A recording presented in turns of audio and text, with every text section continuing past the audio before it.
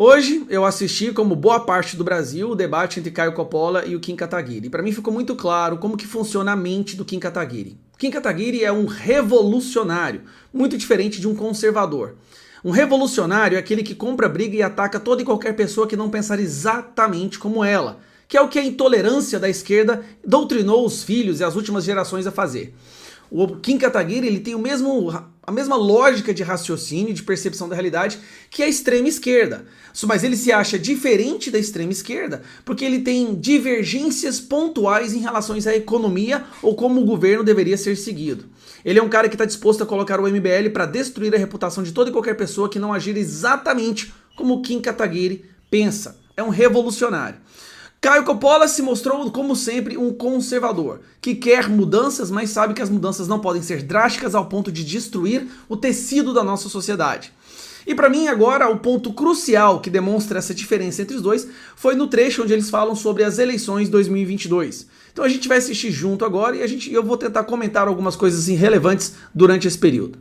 Da democracia, eu adoraria viver num país em que a realidade eleitoral nos propiciasse uma série de bons candidatos com os quais nós nos sentíssemos representados e pudéssemos escolher. Eu não tenho nenhum preconceito contra uma candidatura de terceira via, de quarta via, de quinta via. Eu acho que isso seria salutar.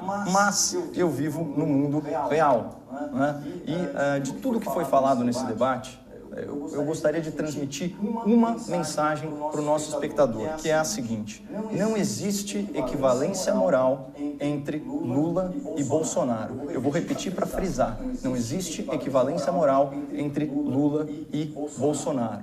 Tá? Ainda que todas as acusações, sejam elas levianas ou não, contra o presidente da República fossem verdadeiras, e provavelmente não são, ainda assim, o Bolsonaro está para o Lula como uma unha encravada está para um pé quebrado. E o Brasil precisa caminhar. E caminhar com o pé quebrado é infinitamente mais difícil. Eu reconheço o mérito das críticas que falam do patrimonialismo, do nepotismo, do corporativismo, do populismo, que colocam o Bolsonaro, de certa forma, como um fruto do seu meio, que é o meio político.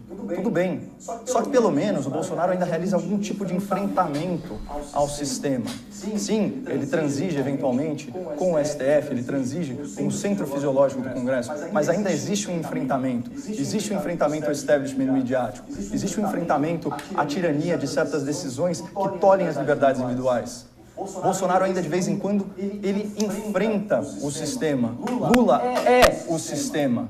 Lula é o sistema. A melhor frase do Caio Coppola durante todo o debate. Lula é o sistema. E é uma pena ver jovens promissores, como o Kim Kataguiri, falando que num eventual segundo turno anulariam o voto. Eu repito, não existe equivalência moral entre Lula e Bolsonaro.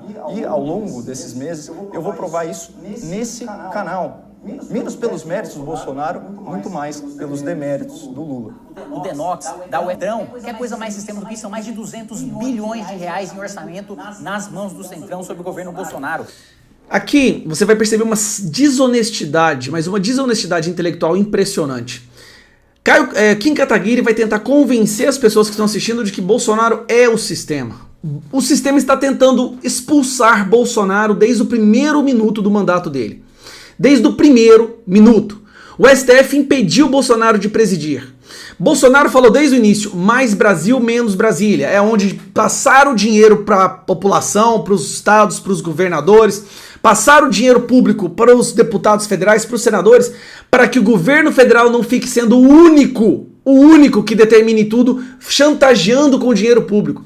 Sempre foi mais Brasil, menos Brasília. O Kim Kataguiri tenta usar isso contra o Bolsonaro. Ou seja, ele que se diz um liberal, tenta usar o fato do Bolsonaro ter tirado mais da sua, vamos dizer assim, da sua soberania financeira do dinheiro público, ele tenta usar isso contra o Bolsonaro. Não existe nada mais sistemático do que isso. Não existe nada mais corrompido, patrimonialista, sujo, imoral do que isso, que é exatamente o que Lula fazia. Inclusive agora com a mesma prática de compra de parlamentares com dinheiro público por meio do Tratrolão.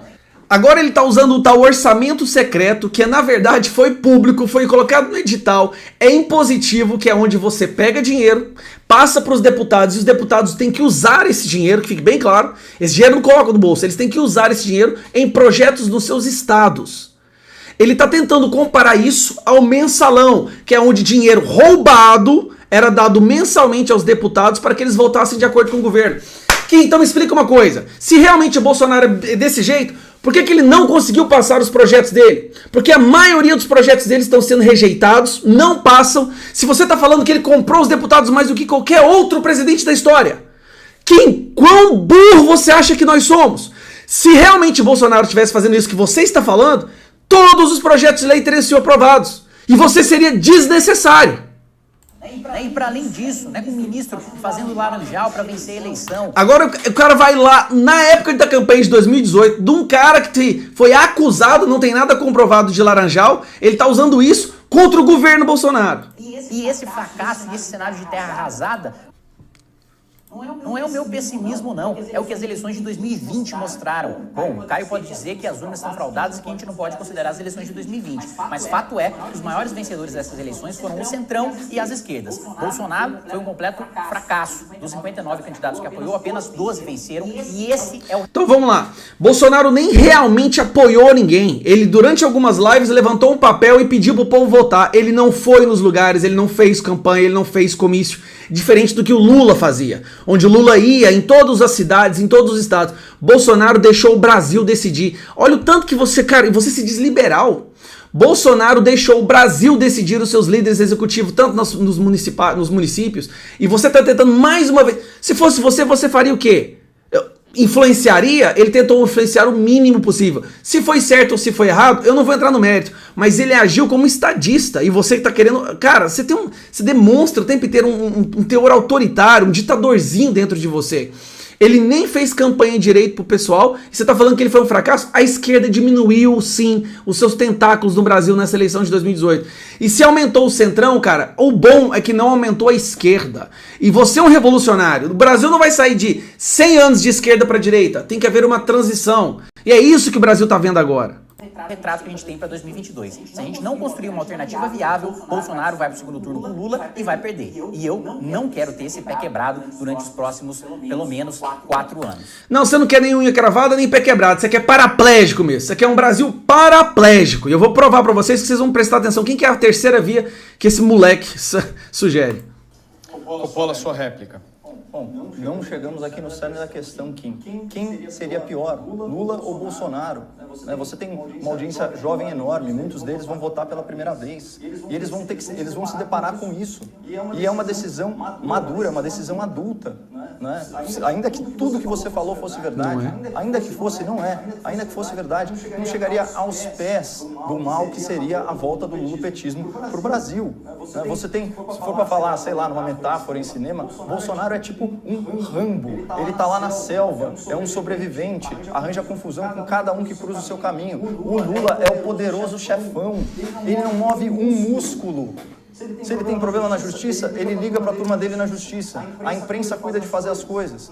Na classe média, ele recorre ao PSOL. E tem um monte de gente fazendo trabalho sujo para o Lula, inclusive o MBL, que fica aqui desgastando o governo e desgastando pessoas que são da direita e que não pensam estritamente como o MBL. É assim que funciona. É exatamente o que o MBL faz. O MBL não está preocupado da direita sobressair ou prosperar no Brasil. O MBL está preocupado do MBL ter mais poder. E para que eles consigam mais poder, eles estão dispostos a destruir pela primeira vez um presidente da direita. Olha o absurdo que é isso. E eu vou te falar, isso acontece em todas as cidades, em todos os estados. Não só porque tem MBLs nas cidades e estados, mas em toda cidade desse Brasil, em todo estado que eu fui, tem aqueles grupinhos que se dizem da direita e que estão dispostos a derrubar qualquer um que galgue, que tenha mais visibilidade, que tenha mais notoriedade. Eu sei, isso acontece aqui em Goiânia. Esse MBL, gente, nossa... E o Kim Kataguiri se diz o verdadeiro representante do MBL, mas faz grupo de WhatsApp com o PSOL. Ele tem um grupo de WhatsApp com o PSOL, onde eles dialogam. A verdadeira direita dialogaria desse jeito com o PSOL? Kim, sua réplica. Vamos lá, primeiro, né, ainda que fosse verdade, ainda que, falando aqui, as coisas que eu falei não são verdade, mas sem provar absolutamente nada. Bom, agora nesse momento é o seguinte, ele dá muitas informações, só que qual que é o objetivo? É fazer com que o seu debatedor fique perdendo tempo apenas em desmentir as suas informações e não se colocar, não se pautar. O Caio Coppola optou por se pautar, seguir a sua linha de raciocínio. Desmentir o que o Kim Kataguiri falou, vai ter muitos vídeos sendo feitos aí, eu vou fazer ainda desmentindo boa parte das informações que ele disse ali agora. Agora ele vai tentar fingir, jogar a narrativa do vitorioso. Tá vendo? Eu falei um monte de coisa, ele não disse o que eu falei é errado, então eu ganhei. Isso é coisa de moleque, cara. Apontar absolutamente nenhuma falsidade, sem falsear nenhum dos meus argumentos, apenas dizendo que, ainda que fosse verdade, né, como ele já fez também no debate anterior, fugindo completamente, na fala anterior, fugindo completamente do mérito da questão. Se ele tem problema, o Lula liga para a justiça, exatamente o que Jair Bolsonaro fez. Meu Deus do céu! O STF inteiro tá contra o Bolsonaro, inteiro, impedindo o cara de presidir, e você tá falando que é exatamente aquilo. O STF soltou o maior criminoso do mundo e tá querendo prender o Bolsonaro, mas o Bolsonaro liga pra justiça e resolve seus problemas, cara? Nomeando assessor de Dias Toffoli e Gilmar Mendes para hoje André Mendonça, ministro da Segurança Pública. Um cara muito bom! Olha só, presta atenção, não é porque ele foi assessor do Dias Toffoli, o cara não presta. Ele defendeu a abertura das igrejas e dos cultos religiosos como ninguém. Foi heróico a defesa dele, cara. A sua mente é muito rasa, Kim, sua mente é rasa demais. Se a pessoa foi assessor... Cara, ele é um excelente, ele está sendo um excelente ministro. Presta atenção na criminalidade como caiu, apreensão de drogas, crimes de corrupção sendo investigados, pela gente do PSDB pela primeira vez sendo preso. Kim, esse discurso só funciona com adolescente, cara. Isso da justiça, nomeou um assessor de ambos, nomeou um petista para a Procuradoria-Geral da República. Que coisa pior do que isso? O Congresso é corrupto? Tem muita gente corrupta lá dentro? Tem. E por que a Procuradoria-Geral da República não faz nada? Porque Bolsonaro nomeou ela para servir ao sistema. Sim, sim, exatamente. O sistema que está tentando derrubar o Bolsonaro desde o primeiro dia, o Bolsonaro foi lá e deu mais uma arma para o sistema derrubá-lo.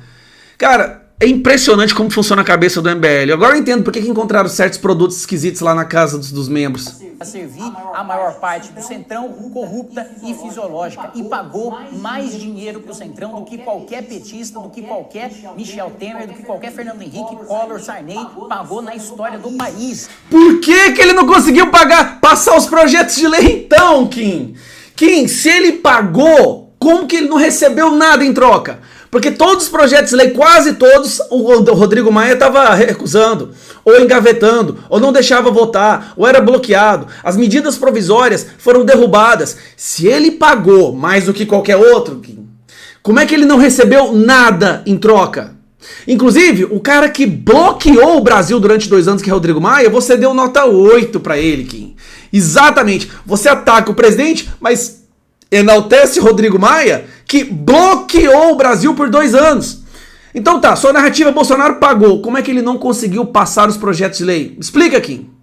Veja os dados do Tribunal de Contas da União, ele triplicou o número de emendas sem fiscalização. Alternativa, eu tenho um trio muito bom para construir. Agora vem a bomba que me deixou preocupado com o Kim mesmo. Gente, o que esse povo tá usando? Essa viabilidade, sair dessa falsa dicotomia criada por Caio Coppola. Moro, Danilo Gentili e Amoedo, que são 3 nomes que têm dialogado bastante, que tem tudo para se dar bem nas próximas eleições. É isso mesmo, galera. As opções do Kim Kataguiri é Moro, Amoedo e Danilo Gentili.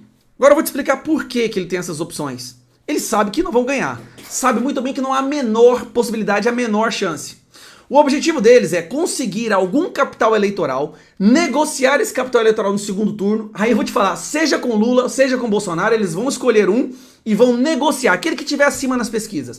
Vão chegar para essa pessoa, para o Bolsonaro e para o Lula, e falar assim, olha, a gente teve ali 8% dos votos. Se você me dá esse ministério, se você me dá essa secretaria, se você me dá essa autarquia, se você me dá essa diretoria, a gente vai trazer o apoio para você. É isso que esse moleque está fazendo. Ele já está pensando em negociar capital político no segundo turno de 2022. E nós, enganados, pensávamos que com Kim Kataguiri seria diferente. Curta, se inscreva, compartilhe. E Deus nos abençoe em 2022. Pelo amor de Deus, o Kim Kataguiri foi de uma desonestidade impressionante.